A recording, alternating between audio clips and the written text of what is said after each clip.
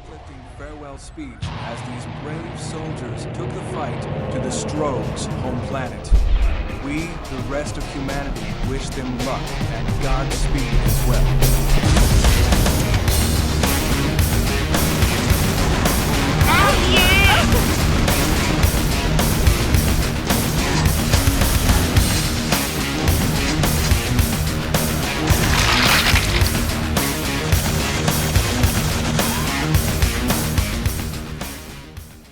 Is Quake II Remaster worth it? Is it worth playing in 2024?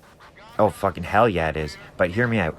You really gotta hand it to id, Nightdive, and yes, even everybody's favorite second coming of Peter Molyneux, Mr. Todd Howard, and his company Bethesda, to deliver a surprise remaster of one of the all-time GOAT granddaddy greats. That is, of course, the one and only Quake II. And yep, I hear ya, I know what you're saying. Since the Quake remaster came out in August 2021, there was near constant speculation and wild rumors around Quake 2 getting the same treatment after the monumental success of the Quake 1 remaster. That was also handled by Nightdive, by the way.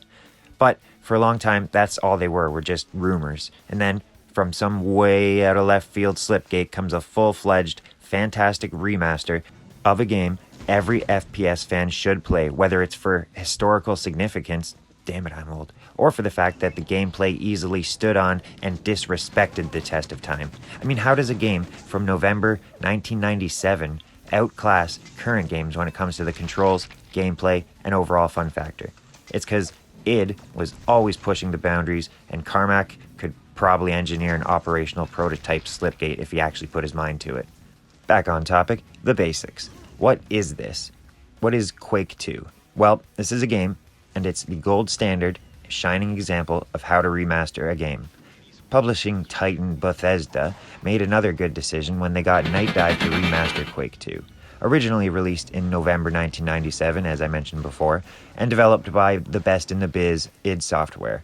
This was, to my knowledge, id's first game without Romero's involvement, and it definitely is evident as you may agree that Quake 2, while a quantum leap forward in FPS gaming, definitely feels a little more like a generic action game rather than how OG Quake had like the ominous, mysterious, unsettling, dark atmosphere which really gave it a recognizable identity over the years, despite mixing wildly different enemy types and theme with no rhyme or reason. But I digress.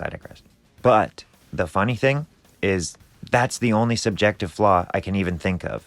And that depends on the player, so you may even think I'm a moronic jackass for implying that the countless brown rooms and corridors don't start to blend together over the time.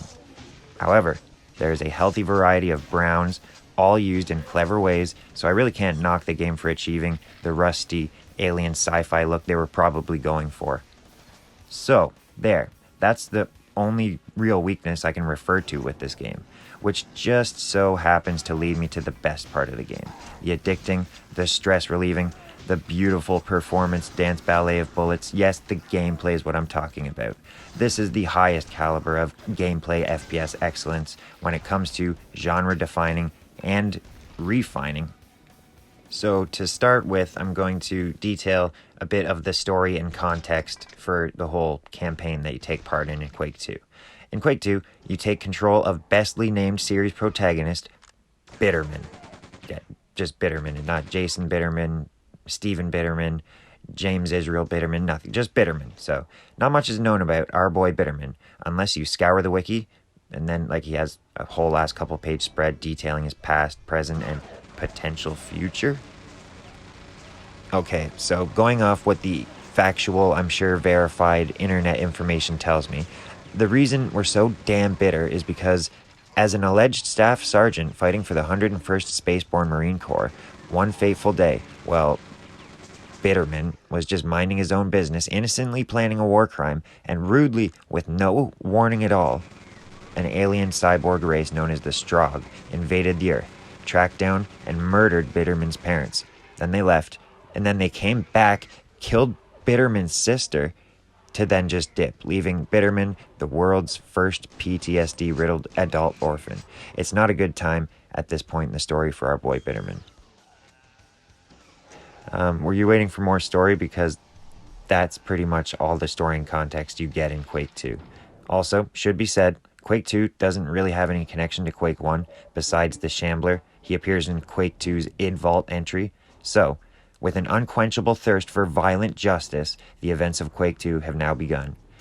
The Quake II campaign spans 10 levels that are subsequently cut up into around 39 to 40 smaller, easier to digest missions within those levels.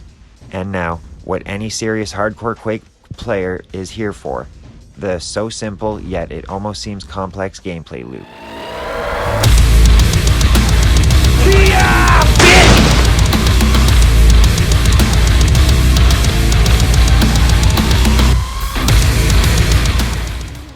It was here in full force in Quake 2, and it was and still is kind of a trendsetter for other devs to tweak and build upon, since it shows that you don't really need any unnecessary tacked on bullshit fish AI gimmicks to keep a player's full undivided attention.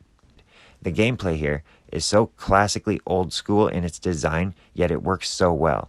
You pick a map, you get a flavor text sentence for context, and then all of a sudden, you're in a strange new hostile place and fucking biomechanical horrors are shooting you, and you don't even know what's going on yet. And from that point, the game is about a few things. Exploring and traversal, shooting enemies, aka taking care of business, aka taking care of business. TCOB. key or item hunting, and the dreaded yet surprisingly not terrible backtracking. When you're done getting from point A to point B and shooting creature A with gun B, then you gotta locate the level exit door. This could have been a problem for my heavily drug-abused memory, but taking a page out of the Carmack Book of Genius, the folks at Nightdive added one of the greatest things they possibly could. A quick, easy-to-use, instantly accessible compass item that is always in your item inventory, and I can't stress enough how useful this one little addition is to the game. Huge shout out to whichever Nightdive programmer pushed to add the compass system. I'll come back to the item section for further clarification and details shortly. So, at its rotten core, Quake 2 is a level-based, mission-based sci-fi FPS. According to the internet, there's about 22 different enemies to study and then best in-game combat. That being said, I'm in love with the new enemy roster in this game. There's some great designs here though, so bravo to the artists at id at the time for fully realizing and horrifying this race of cybernetic humanoid experiment strog aliens. Also, Nightdive, being the industry MVPs that they are, even decided to make updated enemy models, so everything looks much more coherent and congruent. Yes, I know some words. Also, if you're some kind of purist or just don't like the enhanced look of the new remaster, you can turn all that shit off and have it look as close to OG Quake 2 as possible. So it's a win-win for everybody. Being real though, it'd be more tragic if I was disingenuous and I didn't mention the clever AI in this game. I remember playing Quake 2 back in the 90s, but I don't remember these enemies outsmarting me this often. I can't even count how many times I shoot a projectile aiming for the waist up, and then Buddy Guy pulls off a literal Matrix-esque last-minute duck. I've also seen guard troops do like a Max Payne-inspired real-time dive to avoid taking a hit. And I know they're programmed to do that, but it still gets me more often than I'd like to admit. For the time, it was mind-blowing AI, and even today it outsmarts most FPS or third-person shooter AI. It's really good. Of course, there's a lot more enemy types, some being unique and some being color swapped with a gun that does more damage. But it's a healthy mix that all synergize to complement each other nicely and sometimes nudge you out of your comfort zone to be as efficient as possible during fights. Before that though, how are the weapons? Quake 1 had a iconic yet somewhat limited arsenal. Quake, if I remember correctly, had about 8 guns if you don't count the DLC, whereas Quake 2 has 11, or possibly even 15 plus guns with the expansion pack additions. First of all, they give you a blaster pistol as like a joke, I guess, since it does terrible damage. It is projectile based and has infinite ammo, but really I think the melee axe from Quake 1 might be better than this poor excuse for a gun. The 2 shotguns in the game are so good, they almost preemptively make up for Doom 3's sad excuse for a shotgun. You got the standard one, which has decent range and is sufficient for weaker enemies. That being said, though, it is no match for the id calling card, aka the ergonomic polymeric carry handle built-in having super shotgun. That's right. Just shoot in the general vicinity of the enemy and you'll be fine. Great gun with a great sound effect that rivals the best of them.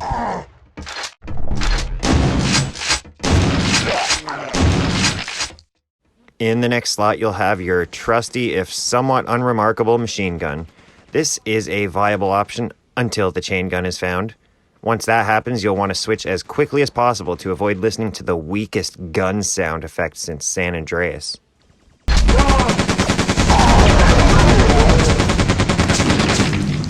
Last recon data. And yeah, as said, once you get that chain gun, the machine gun will be gone old news dead to you. The chain gun is amazing and shreds through most enemies within seconds. Also, the sound effects of the layering machine gun fire that happen make it sound extremely satisfying. Sequentially, you get the grenade next. The only thing that sucks about the grenades is the time it takes to pull the pin and line up a perfect throw. By the time you pull the pin and wind up to throw, your enemy has usually already jumped out of the way, which is why the undeniably superior weapon choice is the grenade launcher. The grenade launcher is better in every single way, and bouncing grenades is tons of fun. The only way it could be more fun is if you got a Mohawk grenade! Yeah! Next up is the rocket launcher. Who better to code and make virtual rockets than the man who also builds real rockets? For real though, the explosion on impact and generous splash damage make this a great option any day of the week. Next gun puts the hype in Hyper Blaster. Yes, that's right, the Hyper Blaster is basically like an energy version of the chain gun. Has a little bit of a wind up and it uses energy cells like the BFG.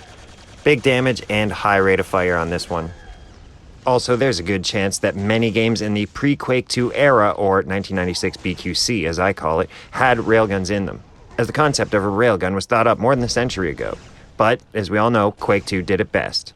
This chunky old bastard allegedly fires a depleted uranium slug, and in doing that, reliably rips and tears the new asshole in most enemies, if not entirely gibbing them in the process. It is extremely satisfying to line up some unfortunate guards and get a easy Triple kill. from one shot. You know what else can get a couple triple kills in one shot? The BFG. You are correct. The BFG 10,000. So in many ways, It's one louder, isn't it? there is a few more guns that come added in because of the expansion pack campaigns, all bundled in a nice, easy-to-use package. In a neat little package. The Ground Zero campaign specifically adds a big fuck-off chainsaw, a plasma beam, Tesla mines, a proximity launcher, and my personal favorite, the motherfucking ETF rifle. Also, in the Reckoning expansion, you get the chunky Ion Ripper, which shoots violent discs of concentrated death. Another personal favorite just happens to be the best gun in the game, aka the Phalanx launcher. This thing shoots not one, but two fireball things and does quite a lot of damage. It is fantastic. So, the weapons are great. And just like the weapon wheel, we now have a storable items wheel. Just hold the other shoulder button to bring it up and you can select your item while briefly slowing the action. You can pick up and store all kinds of useful items like quad damage, invulnerability, radiation suits, tons of shit. And you can't forget the godlike compass. The quality of life improvements present here and various other gameplay tweaks really raise the bar for examples of how remasters should be done.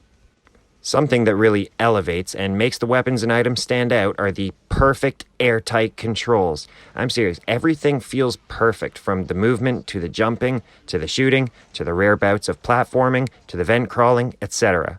How a 25-year-old game can feel better than a 2024 game still blows my mind. Let's see, so guns, enemies, controls, gameplay, music, they're all as close to perfect as you'd expect. But what about the levels? Well, as I said before, the OG2 Quake campaign has 10 levels that are cut up into shorter sections separated by loading corridor doors. The levels are mostly well designed. I say that because some of the levels are good, but with the amount of backtracking and rusty orange-brown, some may find it environmentally a little repetitive. Good knowledge of the level and the compass helps that problem. And rest assured, not every level is brown. Some of the best, most memorable parts of these levels can just be huge slaughter map type situations, or, more specifically, the bonus levels. I especially loved the Casali and McGee inspired levels. They were a nice homage to the FPS forefathers, and were tons of fun. All the levels in the expansions are fantastic, and in many cases, better than the original campaign, both in terms of level structure, art design, and fun factor. Shout out Dimension of the Machine for being better than I could have ever anticipated. Also, the Quake II 64 is pretty fun due to its smaller level size and chaotic firefights. And on top of all of that, this game is just fun. Fun factor is through the roof of a Strog stronghold on this one. The other thing that really surprised and impressed me about this game was the id Vault section that is basically like an interactive Quake II museum located on the main menu.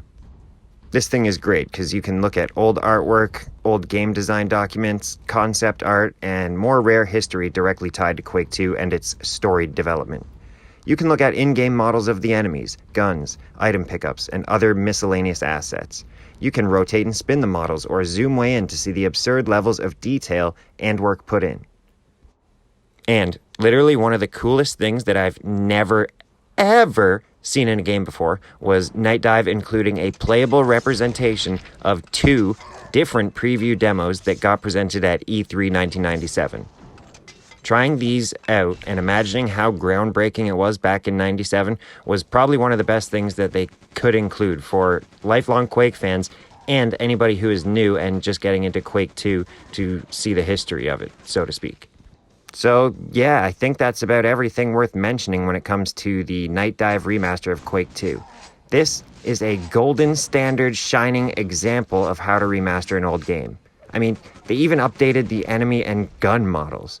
The level of commitment to making this the best Quake 2 remaster it could be is downright admirable, and they are borderline spoiling us with this potent, high-quality, robust, powerful, densely packaged bundle of nostalgic yet still killer Quake action. If you are curious about this game, I'd say just go and buy it. It's cheaper than what it's actually worth, so no matter what, you're getting a good deal. And if you're poor like me, don't worry, because it'll probably go on sale for like $4, like the OG Quake seems to do quite often. Just keep an eye on the store page. If you're on the fence with this one, just bunny hop your ass over onto the side that plays Quake 2 Remaster. You will absolutely not regret it. And if you do, I will send you $40. Checks will not be honored. if you made it this far into the video, thank you so much for watching. I'm going to continue making videos about FPS games as well as some of the new JRPGs I've been playing. My question to you watching, though, did you pick up Quake II Remaster? Did you play the original back in '97? What is your favorite thing about the remaster? Please, I beg you, tell me your Quake II anecdotes and experiences. It's always fun hearing about people's history with legendary games. P.S. If anybody knows when Nightdive is going to drop the System Shock remake for PS5, please let me know. I am dying to play it. And once again, thanks for watching. Hey bros, what's going on? This is Cotton. Be sure to subscribe to my channel if you haven't already, because subscribing makes you feel good.